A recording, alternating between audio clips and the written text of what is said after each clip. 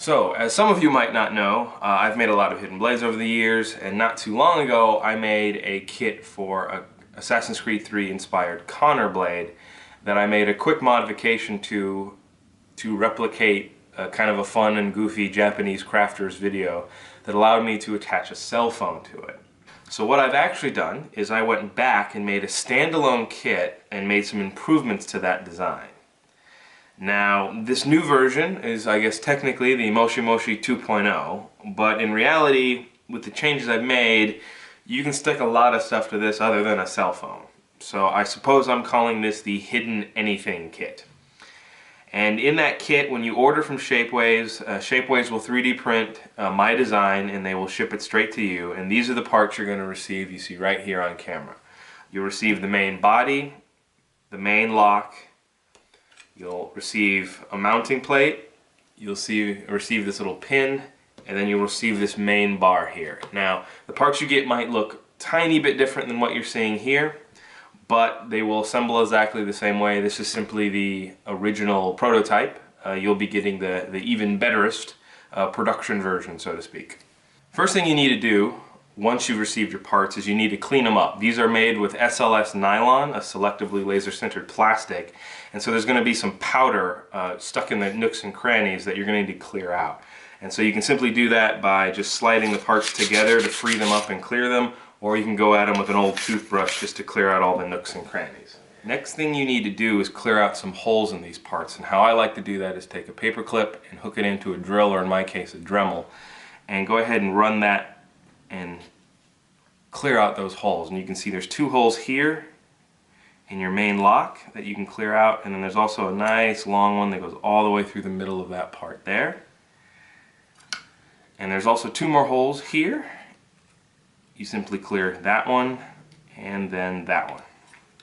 Now there's two more holes, but you don't necessarily need to clear these out because you want these to be nice and tight, and they run right through here. You can see in your main bar, one here and then on the other side right there. But like I said, you don't really need to clear those out. Just using a pair of pliers and a paper clip to force the pin through when you go to assemble it is good, because you want that pin to be nice and tight. Once you have everything cleaned and ready to go, you can start assembly, and it's pretty simple. All you need to do is take your bar and the main case and slide those two together, and then using a little bit of super glue around this ridge here, you go ahead and glue in your pin. With your pin glued in, you should see that if you point the device down, it'll slide out and stop, and then obviously if you point it back up, it'll close. The next step you need to take is you need your front lock here, and what you need to do is take a paper clip and you need to basically run it through all four of these holes. 1, 2, 3, and 4. And you might need to straighten out a little bit more to go all the way through. And then what I like to do is take a pair of pliers and simply fold these ends over just a little bit, like so. Like so. Go ahead and pull that part back, and then just simply using a pair of clippers, clip off this other side, and then go ahead and do the same thing on this edge. Roll it over.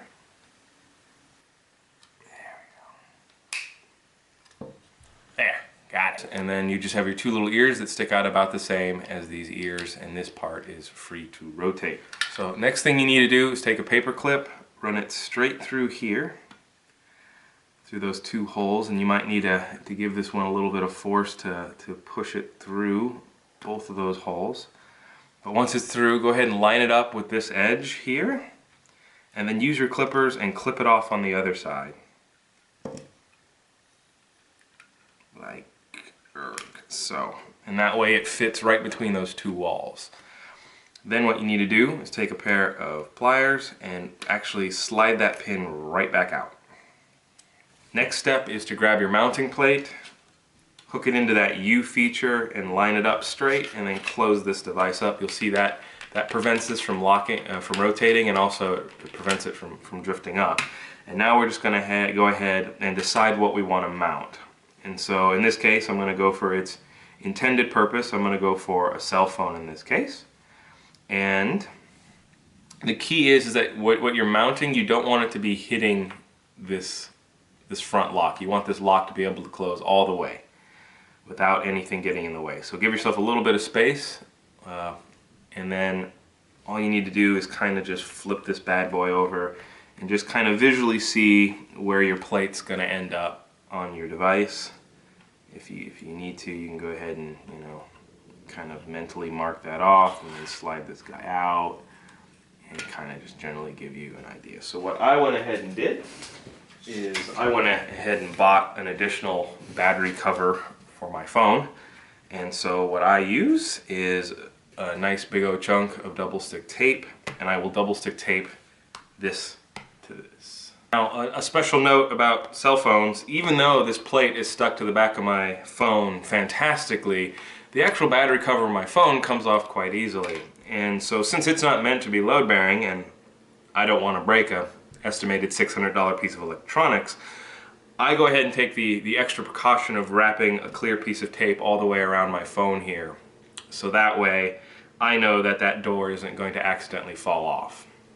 And I recommend you do this for pretty much anything you're mounting to this plate, just as a nice good way to lock this plate down to the entirety of your particular hidden doohickey. Once you have whatever you want mounted to the mounting plate, you just need to connect that to the final device. So what you need to do is line this guy back up and flip him 180 degrees. Then grab your little chunk of paper clip that you cut earlier, and then take a pair of pliers, and then what you need to do is simply insert the pin through, and then on this other side here, kind of guide it through, and this can be a little bit tedious. Simply grab that paper clip and slide it all the way through, and then line it up with that other hole. Just like that. And so just making sure that it's flush on each side, and that's what's going to stop this from coming out and sliding down and removing itself from the track. And so now all you need to do is rotate this 180 degrees and then go ahead and close that up. Now then, there's last few things you need to do. You're going to need some springs, or I like to use some orthodontic rubber bands. There'll be a link in the description to these on Amazon. And then what you need to do is, you can see there's these two little ears that stick out here in the bottom. Just go ahead and hook a rubber band over there, and then hook it over these front ears. You can put as many rubber bands as you'd like, depending on how heavy the item it is you're trying to hold. You might want to add more or less. So I'm going to go ahead and throw 2 on each side here, just to be fun. So while I have this in this position, I'll show you what's locking whatever you have attached from falling forward is these 2 teeth, one on the main bar, one on the mounting plate. But because this bar is flexible so that you can move around and, you know, use your device, it's possible for it to sit in this position where the 2 teeth would be sitting on top of one another, and then it wouldn't be locked into place. So what you need to do is, when you're rotating to close your device, just using your hand, guide it, you know, pushing it down almost, so that way your device wants to slide up and lock into place. And then when you slide this one in, the fact that that tooth is now stuck between these guide rails locks it left and right. Then the last thing you need to do is get yourself some fishing line or some reasonably strong, you know, string or what have you. Tie a big knot in the end of it, and then run that all the way up the middle of your kit. Then what you need to do is take a piece of foam, and I put some super glue on this guy, and go ahead and glue this down right here on your kit. And what that helps with is that in order to lock and unlock this, you need to be able to pull this door a little bit past horizontal, and if it's sitting flat against your arm, you won't be able to do that. So this acts as a nice little spacer to let the lock system work. It also makes it more comfortable and sit in your arm more naturally. What you need to do is take some straps, whatever you have or whatever you like. These are from some old shin guards. And go ahead and put whatever it is you want to pop out of your wrist comfortably in your hand, wherever you might like it. And then go ahead and strap it down on your wrist.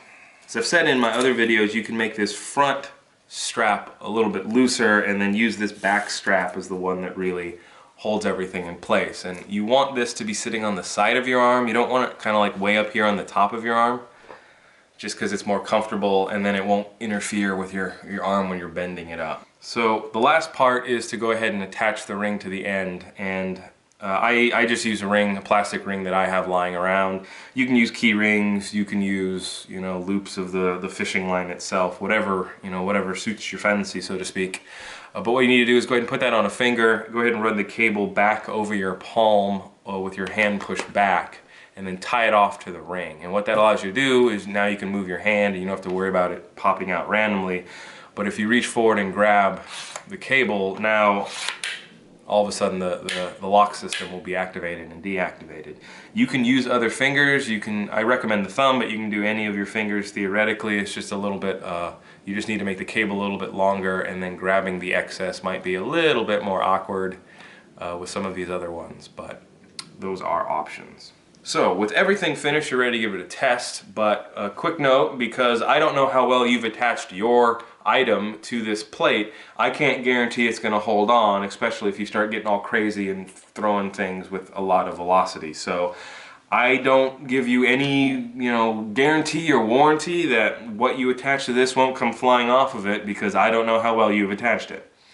And I don't know how crazy or rambunctious you're going to get with opening and closing this, and you might damage your straps or break a piece of the plastic. So if you have something strapped on here that you don't want to break, I recommend you remember you don't want to break it. So with that in mind, I got my phone here. So what you need to do is you simply point down, because it's gravity driven. You pull your lock system, the device will fall down, and then you need to give it a little tap sometimes and it will rotate around. You see here, I got my phone. I can play with it, and there's flexibility built in this main bar as I showed you earlier, and so it's a lot more comfortable now to actually twist it and do what you normally do with the cell phone, as opposed to having it rigidly kind of attached on a bar. Now, the other thing that my old system had that this one doesn't have, since everybody on the internet is an EMI testing expert, is there's no more magnet here. This is held on purely mechanically, as I showed before, so you know, you don't have to worry about it twisting or rotating. You don't need any bands or anything. You know, it'll hold itself nice and firm. And then to put the device away, what you need to do is, with it locked and out, all you need to do is point the device up, and then, like I said, you guide it with your hands until you can kind of feel it find the proverbial groove and lock in place, and then simply point the device up, pull your lock, and then everything will come sliding back down, and then release. And then this will stay locked and in place. And if you find that if you jiggle your arm around and you push really hard, you can pop the lock, you probably need more rubber bands, or you might need a lighter thing on this particular device. This lock system is obviously only good up to a certain amount of weight. The Shapeways pieces are available both in black and white. Black is more expensive because Shapeways has to physically dye it black from these white parts. But there's a lot of different finishes that you can do with paints and rub and buff and anything else you can imagine. If you want to get some ideas for how to finish these parts, go check out some of my other videos for my Shapeways kits, where I actually go into detail on some of the ways to finish these up and give them a nice coat of color, so to speak. And with that, have fun time with your hidden whatever the heck you stuck on here.